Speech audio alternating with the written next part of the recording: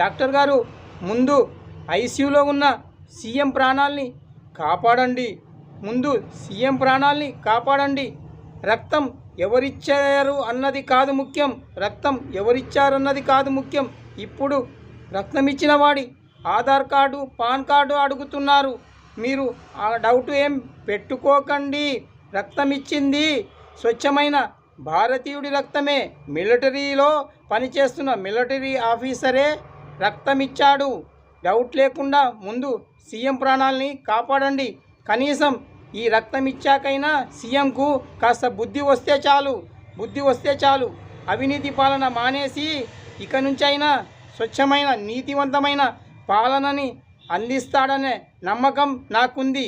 Blood change అయితే మనిషిలోని బుద్ధి కూడా చేంజ్ అవుతుందన్న ఆశ నాకు కలుగుతుంది.